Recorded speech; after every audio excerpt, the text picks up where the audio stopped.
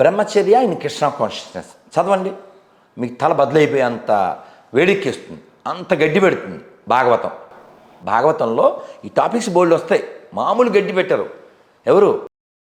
వృషభదేవుడు 100 మంది కుమారులతో చెప్తారు, పంది చేస్తుందిరా అది, పంది చేస్తుంది, పందిలా జీవించకు, కేవలం దానికోసం కాదు నువ్వు పుట్టింది, హయ్యర్ టేస్ట్, నువ్వు పుట్టింది ఒక ఉన్నత లక్ష్యం, మోక్షం కోసం. అదవుతుందా? కాబట్టి శరీరంలో ఉన్న భాగం వలన నీకు రోగం వచ్చేయకూడదు, యోగం రావాలి. హెల్త్ బాగున్న రోజులు మీకు మీరు బాగా చూసుకోగలరు. మీ జీవిత అంతంలో మీకు వయసు మీద పడ్డప్పుడు, మిమ్మల్ని చూడడానికి ఒక కొడుకో, ఎప్పుడైనా వయసు అయిపోయినప్పుడు మీ పరిస్థితి ఏంటప్పుడు? కాదు, ఇప్పటిదాకా ఎవరు చూశారు? మీకు వయసు ఉంది కాబట్టి మిమ్మల్ని మీరు చూసుకుంటున్నారు. పిచ్చి మాట. భగవద్గీతలో 12వ అధ్యాయంలో 19వ శ్లోకం, భగవద్గీతలో 4వ అధ్యాయంలో 22వ శ్లోకం, ఇవి నేను ఫాలో అయ్యేది.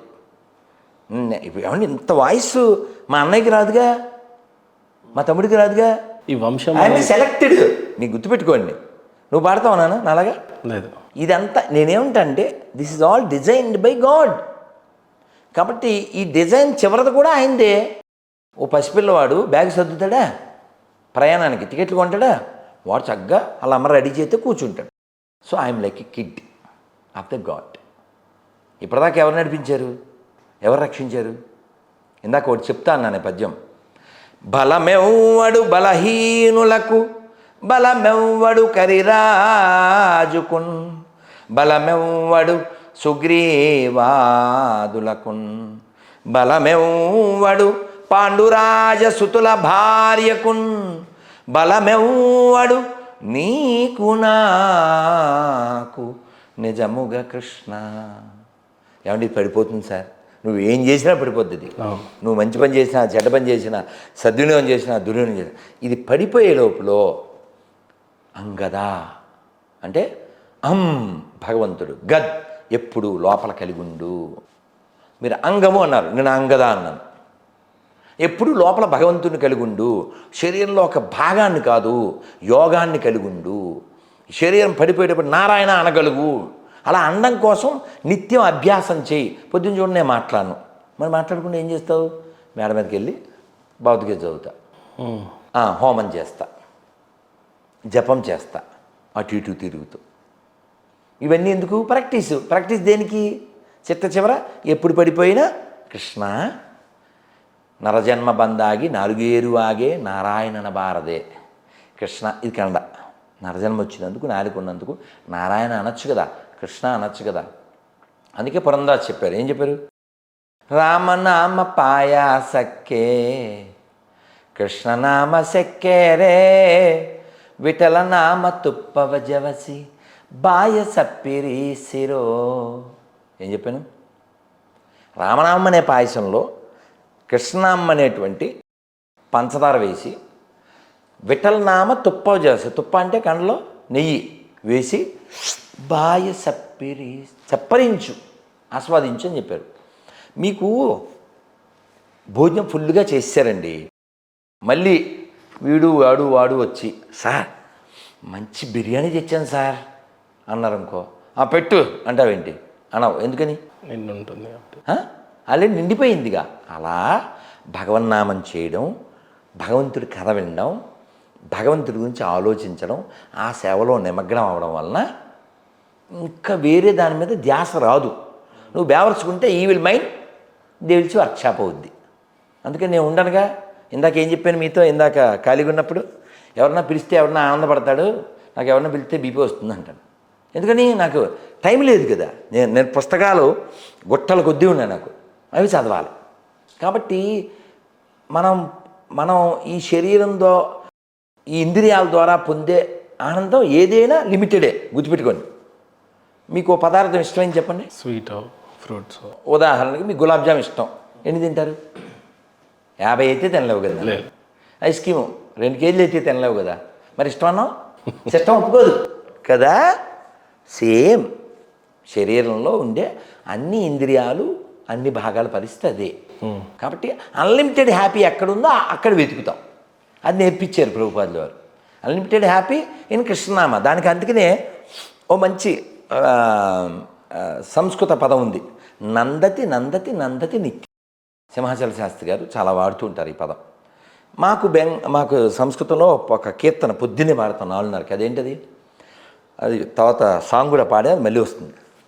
శ్రీరాధికా మాధవయోరపారా మాధుర్యలీలా గుణరూపానాం ప్రతిక్షాణాస్వాదనలోలుపశ్య వందే గురుం శ్రీ చరణారవింద.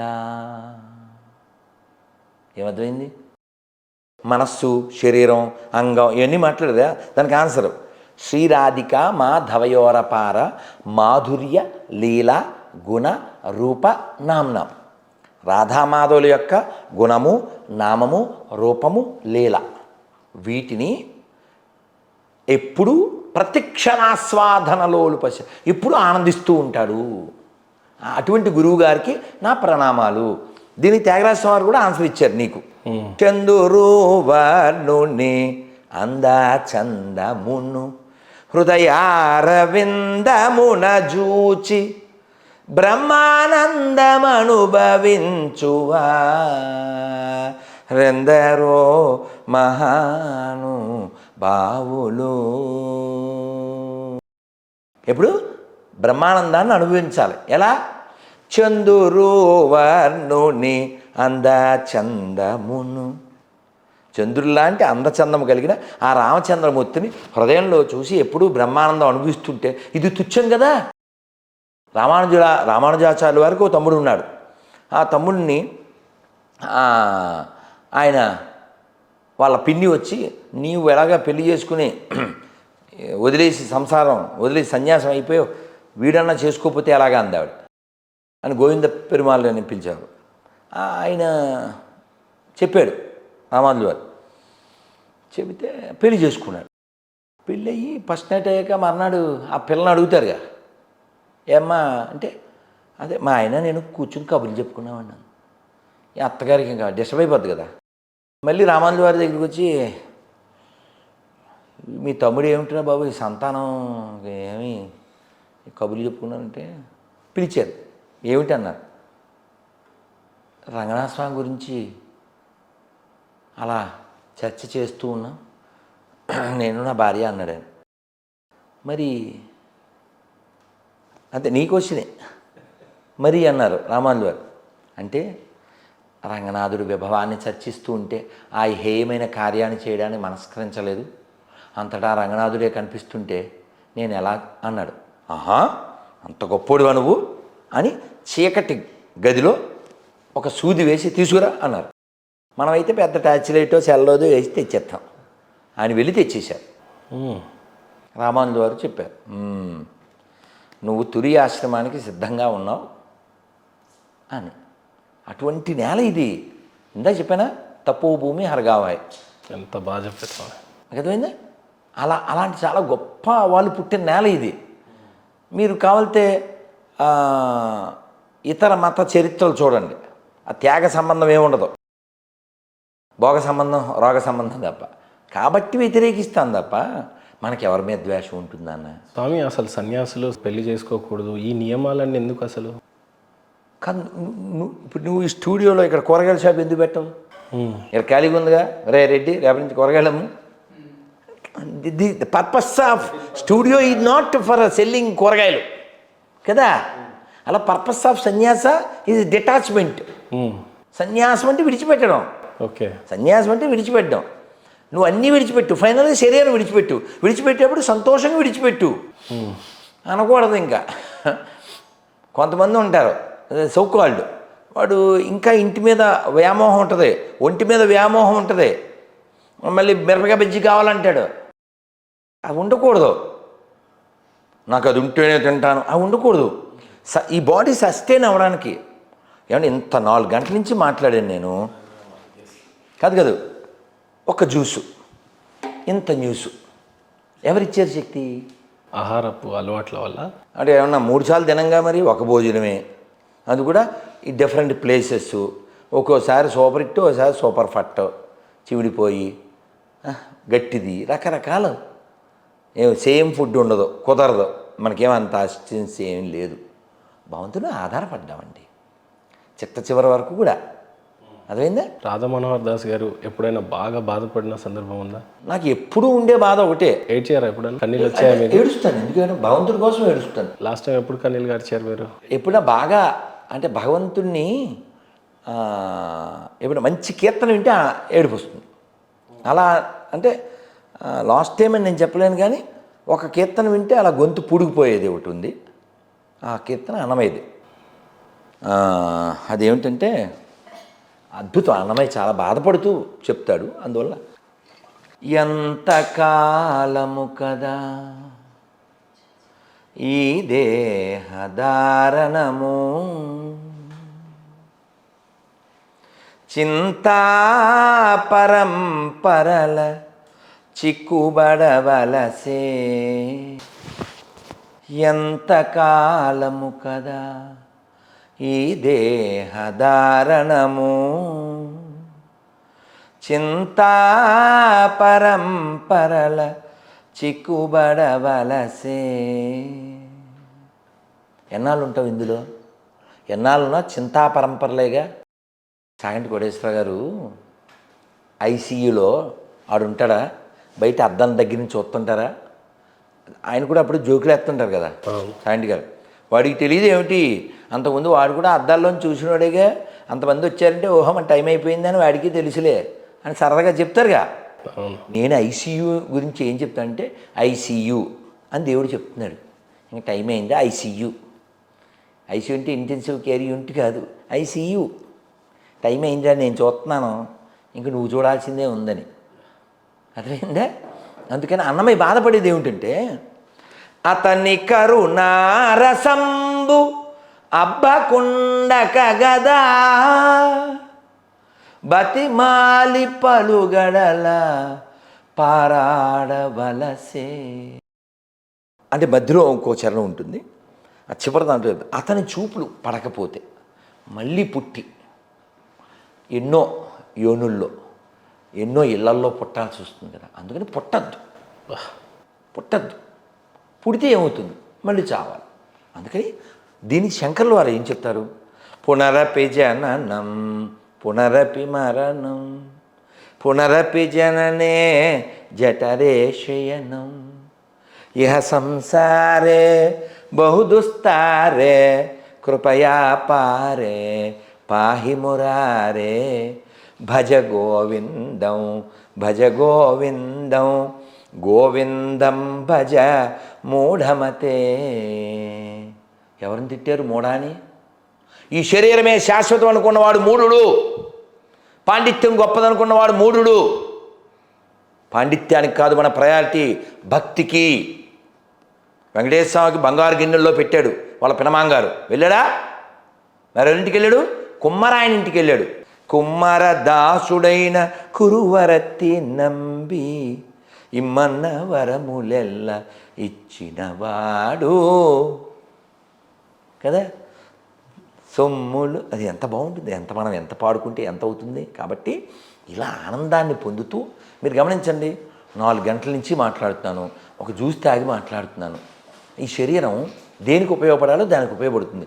శాంతి గారు కూడా అదే చెప్తారుగా, ఇలా భగవంతుడి కథ చెప్పుకుంటూ వెళ్ళిపోతే చాలు అంటారు. నాకు అలాంటి కోరికల్లో ఏముందంటే, నేను డ్యాన్స్ చేస్తాను ఎప్పుడైనా ఇస్కాన్కి వెళ్తే. మొన్న కూడా మా గురువుగారి బర్త్డే, అలా డ్యాన్స్ చేశాం. అయితే ఒక 25 years ముందు ఇంకా బాగా డ్యాన్స్ చేసేవాళ్ళం. టచ్ ద స్కై అని అరిచేవాడిని. అరుస్తూ ఎగురుతూ పైనుండే సీలింగ్కి గురిపెట్టేవాళ్ళం ఈ కుర్రాళ్ళ పిల్లలతో. సో అప్పుడు మనం 20+ ఉన్నాం. సో అలా డ్యాన్స్ చేసి చేసి చొక్కా మొత్తం స్నానం చేసినట్టు అయిపోయింది. చొక్కా స్నానమే, ఇంక పెట్టచ్చు. అలాంటి టైంలో నితాయ గౌర హరి బోల్ హరి బోల్ హరి బోల్ హరి బోల్ నితాయ గౌర హరి బోల్. ఇంకా అలా కీర్తన టాప్కి వెళ్ళిపోతుంది. అలా వెళ్ళిపోయి అది అలా అలసిపోయి గో ప్రేమానందే అనేసరికి ఇంకా మృదంగం కరతాలు పక్కన పెట్టేసి సాష్టాంగం పడిపోతాం.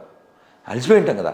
ఆ సాష్టాంగం పడిపోతే అప్పుడు మైక్లో చెప్పే ఆయన చెప్తారు. నిత్యలీలా ప్రవిష్ట జేవం విష్ణుపాద పరమాంస పరురాజకాచార్య అష్టోత్తర సత్యమశల అభయచరణారవింద భక్తి వేదాంత స్వామిశల ప్రభుపాద్కి.